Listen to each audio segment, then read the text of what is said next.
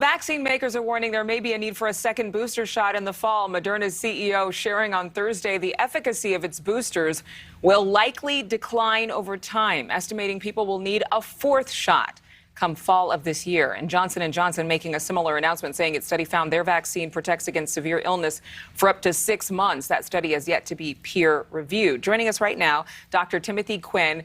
You know, there are a lot of people asking at home, maybe some who share the sentiments of those vacationers who are just saying we've got to live. How many boosters do we need to protect us against COVID? Is this going to be the new norm, getting vaccinated twice a year or 3 times a year? You know, Adrienne, I'm asked that question every day by so many patients.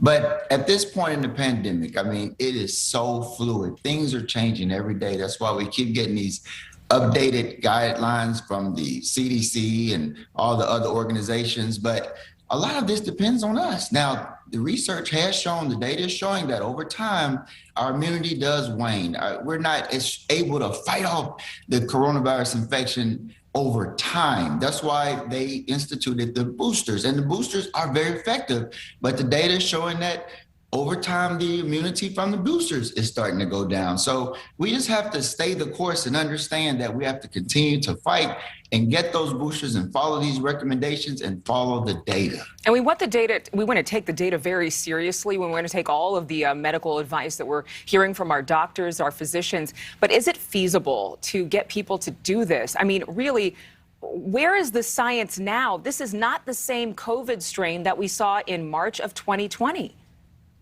Right. And as I said, this is fluid, meaning it's changing. What's happening is there is so much infection. Infection rates are up. I mean, it's unprecedented. I mean, we're looking at over 500,000 infections a day in the United States. And what this does is it provides an opportunity.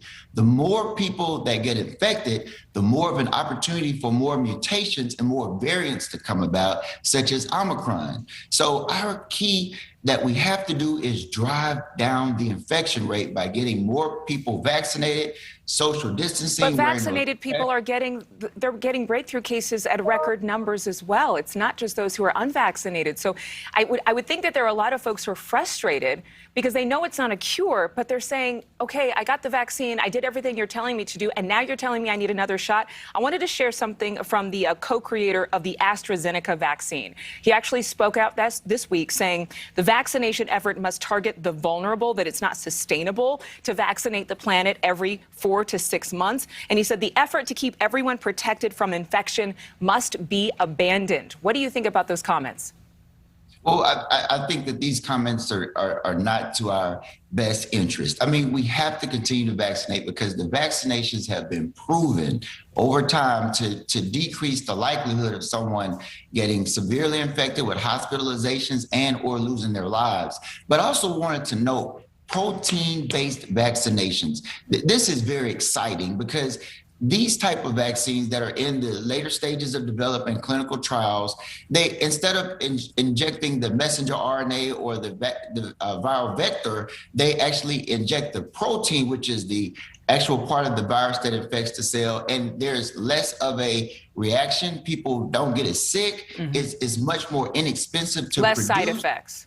Less side effects, that's correct. And also it's easier to store. And that way we can produce more with this more inexpensive way to these countries that have lower resources, because that's what we really need to hit, because that's where a lot of these mutations and variants are coming from. Mm-hmm. So hopefully we'll continue these clinical trials, get these protein-based vaccinations out, and we can start vaccinating the world with more of a world view, because that way, if we vaccinate more people, more countries, then we'll have technically less mutants, less variants, and we can get closer to getting through this pandemic. All right, Dr. Timothy Quinn, Medical Director at Quinn Healthcare. Thank you for being with us. Thank you so much for watching. Make sure to click on the red subscribe button below so you can get more of NewsNation's fact-driven, unbiased coverage.